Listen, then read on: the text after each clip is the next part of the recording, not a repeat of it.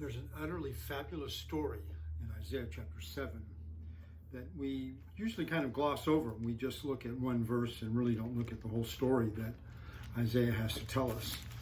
And I think as such, we kind of miss the quote or the purpose of the quote in Matthew chapter 1 that Matthew makes of it. But listen to the story, and let me tell you. In chapter 7 of Isaiah, Ahaz is the king who's on the throne in Judah. Now, Ahaz is the son of Jotham, who is considered a fairly good king by both Kings and Chronicles. He walks in the ways of the Lord, walks according to his father Uzziah. But in spite of his faithfulness, he doesn't take away the high places. And so he's a pretty good king overall. Uzziah is a pretty good king. In 2 Kings, he walks in the ways of the Lord, but he doesn't take away the high places either. Now in Chronicles, he walks in the ways of the Lord, but he still demonstrates some arrogance, and we find out a little bit more about him when he tries to offer sacrifice in the temple in the place of the priests. And so this is Ahaz's heritage. But yet when he becomes king, both 2 Kings and 2 Chronicles condemn him thoroughly. He was not faithful like his father Jotham or his grandfather Uzziah. He walked like a king in Israel. He did the things that they did. He sacrificed a son in the fire, according to Kings, and he sacrificed on the high places. In 2 Chronicles, he made a molten image of Baal and sacrificed sons in the fire. And so he is thoroughly condemned as an unfaithful king because he walks in the ways of Israel. And what's really interesting is that later on in the story in Kings, when he goes to Damascus after the Assyrians defeat one of his enemies there, he sees an altar of a god there in Syria, in Damascus, and he goes home and has his priest back there build him one. Now, why would he do that? Because he has this view, like a lot of others, that the gods of the nations are really the ones behind the battle. And so if the gods of one country defeat the God of this country, why would you take on the defeated God? Yeah, it seems to me that Ahaz just loves to give into his own sense of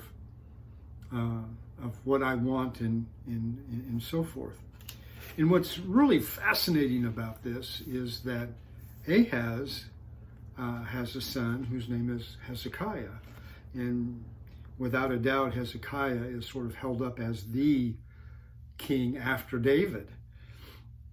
But nonetheless, Ahaz is king, and something happens in Isaiah chapter 7 that leads up to this verse quoted by Matthew in chapter 1 of his gospel. But anyway, during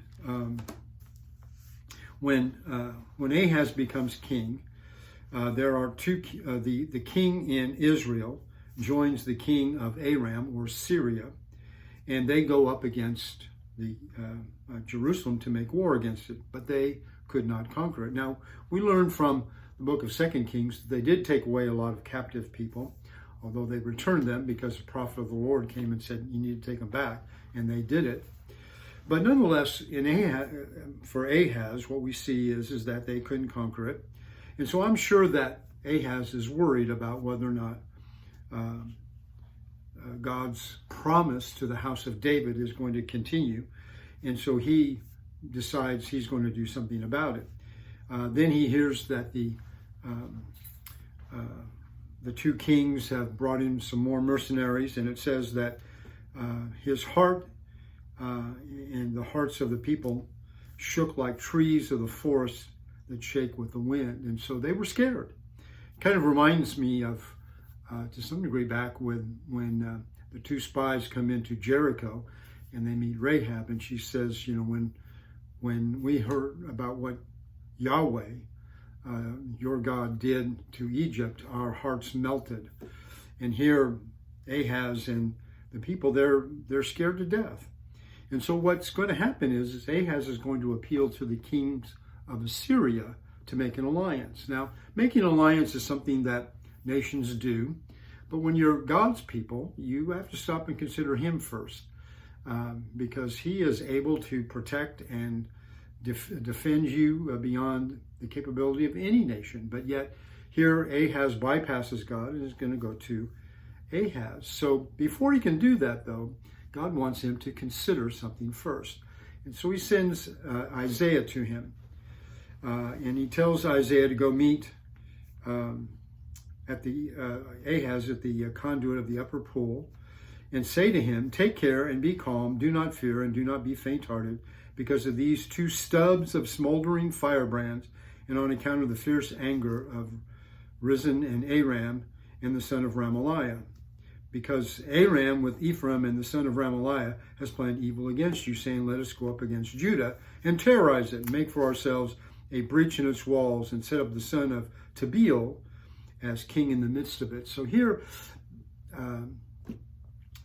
Isaiah reveals to us what Ahaz is afraid of. He's afraid of losing his kingship and seeing the promise made to David kind of done away with. And so he's afraid of it. Of course, Ahaz may not really care about the promise of David by God, and he may just care about whether or not he has his kingship and passes it on to his sons. But Isaiah says, God says, don't be afraid of these two. He calls them stubs of smoldering firebrands. I mean, they're about ready to go out. And in fact, he'll tell them later on that these two kings will be gone before you know it. And so he says, they'll be gone. And I'm going to shatter them. And he said, even if you will not believe, you shall surely not last yourself. So then the Lord speaks again to Ahaz and says, ask for a sign from the Lord your God. Make it as deep as Sheol or as high as heaven. So God gives him a blank check. Remember, God did the same thing to Solomon. One night in a dream, God appeared to Solomon and he said, hey, what do you want? Ask me and I'll give it to you. And Solomon, of course, asked for wisdom. But here God is saying to Ahaz, hey, let me prove it to you. Now, God probably is doing that because Ahaz has not been faithful. Ahaz has not proven himself to be a real believer in God. And God says, let me prove to you in a miraculous way. Let me, you ask and I'll deliver. And that way there's no possibility of you missing the point of this.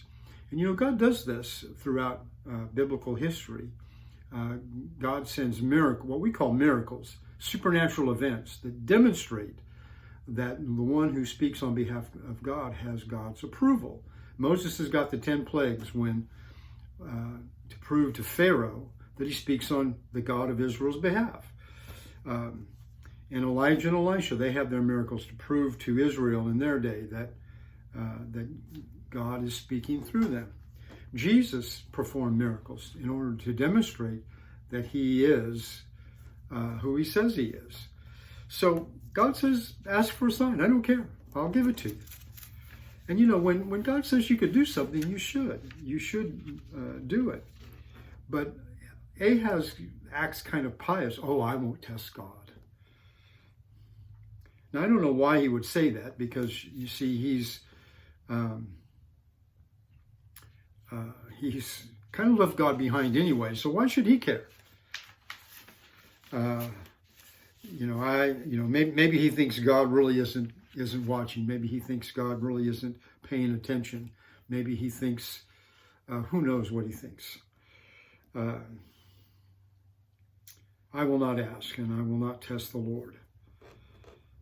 And then so God says, okay, listen now, O house of David. Is it too slight of a thing for you to try the patience of men, that you will try the patience of my God as well? So Isaiah says, you tried, everybody's patience around here, but now you're going to try God's patience. God is slow to anger. God is a very patient God, in spite of the way sometimes we see him and the way people out in the world see him.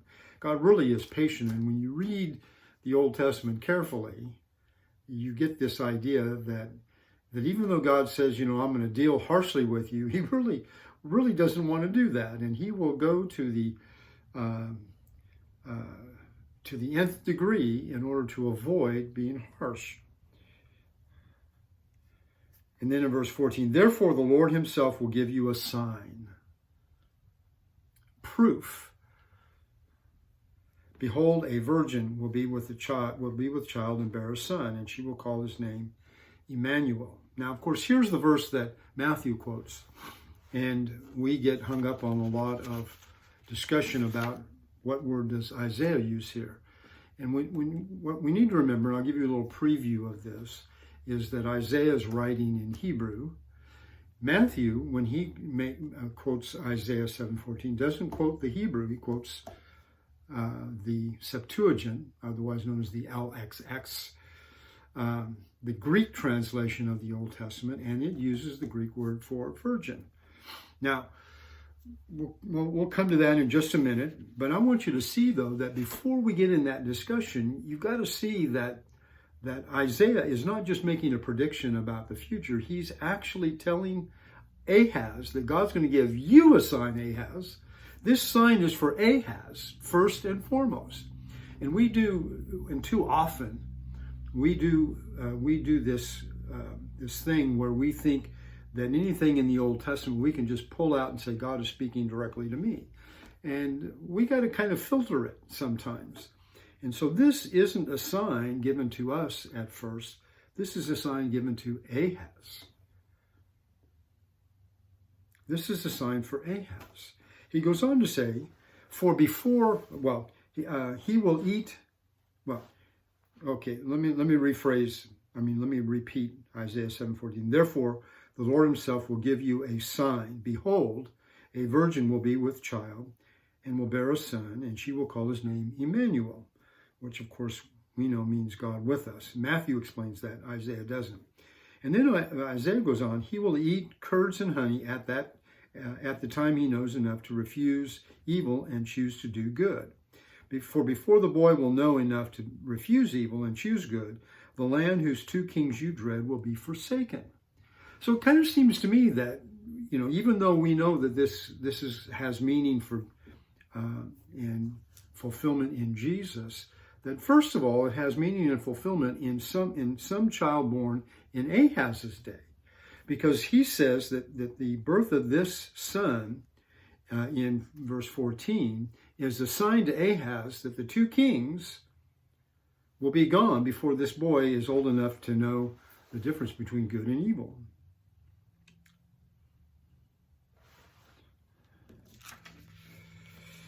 Now, Isaiah goes on,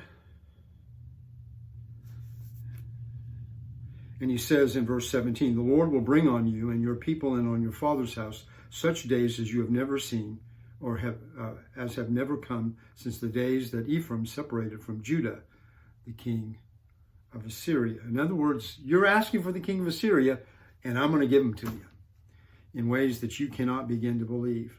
In verse 18, he talks about the fly and the bee, the fly coming from the remotest rivers of Egypt and the bee from the land of Assyria.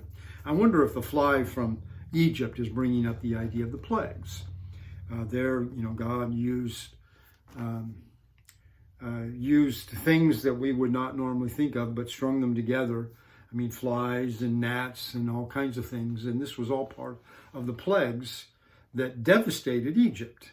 And I have a sneaking suspicion here that what God is saying is, I'm going to call the smallest of creatures, and I'm going to use them to devastate your land.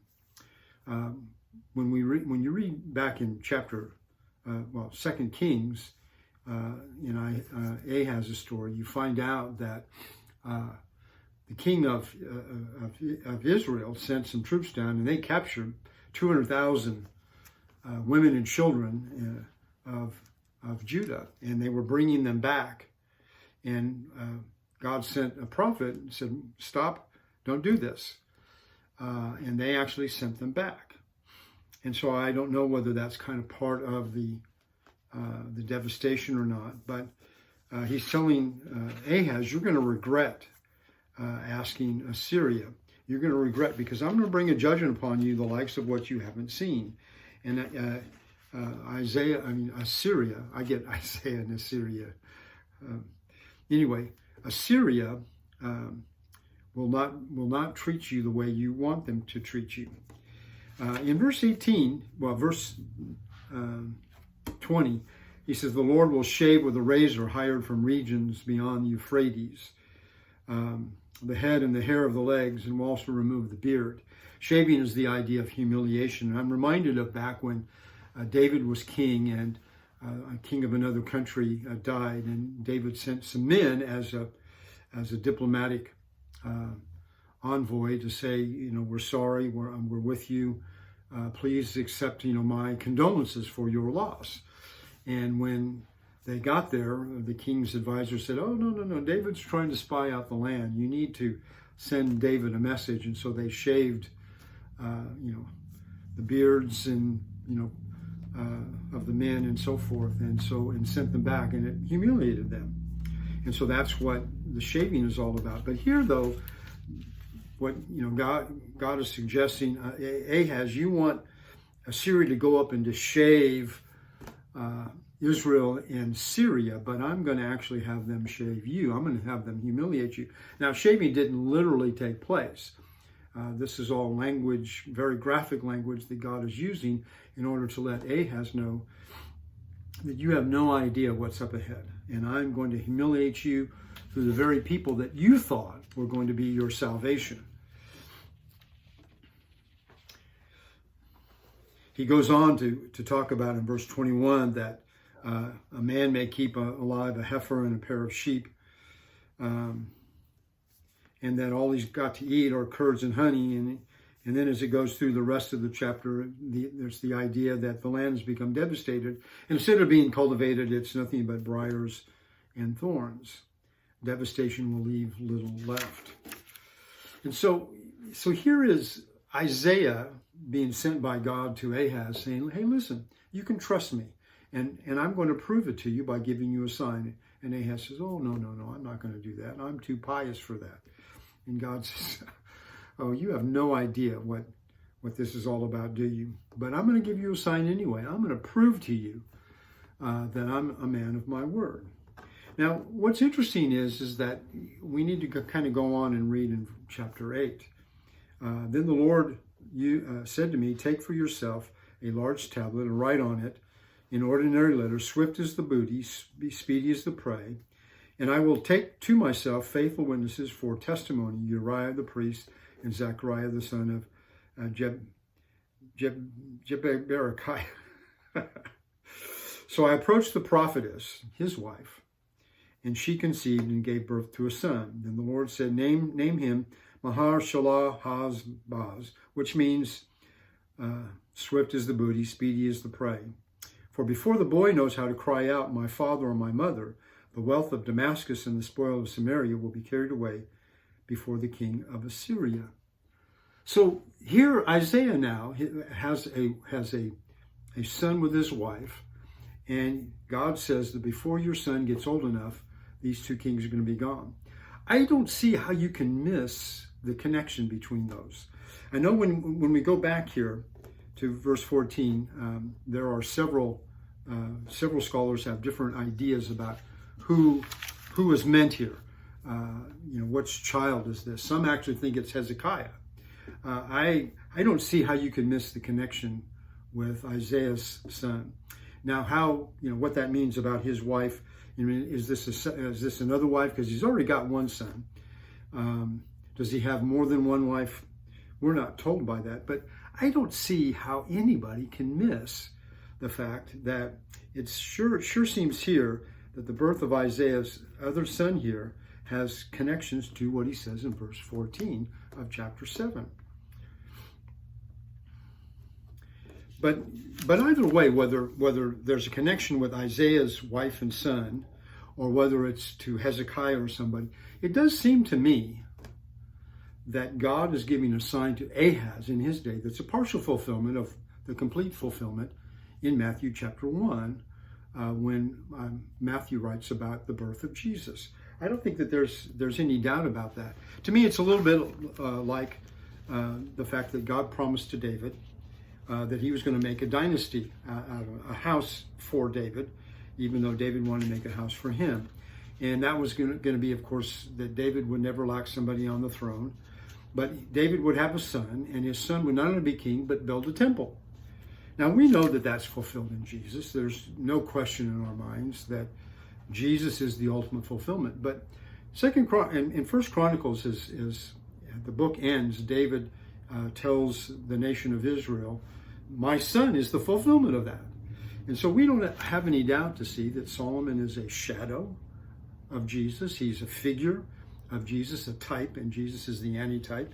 Solomon is the partial fulfillment of this in an imperfect kind of way. And so it seems to me that that's what we have to see about what Isaiah initially means by this, that there is going to be a son born in Ahaz's day. Now, it could be a general kind of thing, that there's some, that he's just saying that there's some woman out there who's a virgin right now, and she's going to have a son, and before that son gets old enough. So I don't think that Isaiah has in mind the same thing as Mary, was what happened to Mary, the virgin birth there, or as I've been off to say, the virgin conception. But I do believe that Isaiah, we need to see that in Isaiah's day, that this has a fulfillment in Ahaz's day, Isaiah's day, and then Matthew picks up the greater theme. Now, as I said, Matthew quotes the Septuagint, the Greek translation of the Old Testament. And so the Hebrew scholars that translated this somewhere around 200 BC, 200 years before Christ, thought that the Greek word for virgin was the perfect translation word for whatever word, for the word that Isaiah uses here. And so we can argue about whether it means young woman or not, and we can go through the scriptures and so forth. The bottom line is, though, is that whoever this woman is and her son, it's assigned for Ahaz first, and then there's the complete fulfillment in Jesus. And so it seems to me that you have to kind of say that maybe Isaiah didn't quite mean what the Greek translators thought with the idea of the virgin. But nonetheless, let's go forward now to Matthew chapter 1, where Matthew, of course, wants us to see who Jesus is, and he's the son of David, and so that means he's the fulfillment of the promise made to David and the promises made to Abraham. And in spite of the exile in between all of this, where there was a king, Jeconiah, whom God says should be childless in Jeremiah, he actually did have children, and God still blessed the genealogical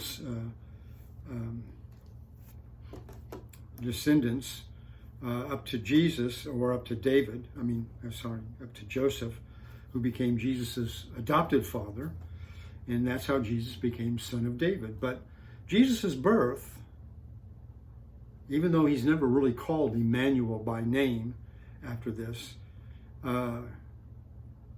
which translated means God with us. And what's happening here, you see, is that back in Ahaz's day, God wants Ahaz to see in a supernatural way through this sign, that God is really with him. And now God has given us a sign that he is with us in a totally unique way. But let me ask you this. Suppose your house was hit by a tornado. That's the only one on your block hit by a tornado. All of your neighbors and your family, and co-workers, they all called and said, hey, praying for you, hope you get through this. We're with you in spirit. But suppose one of your neighbors actually came down and started picking with you through the rubble to dispose of the rubble, as well as to look through it to see if there's anything that you could salvage within the rubble.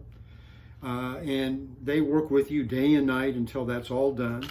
And then they work with you and help you call the right people and start helping you rebuild. And then finally the house is built, and that neighbor has been by your side that whole time. Now, that's unique. That's different.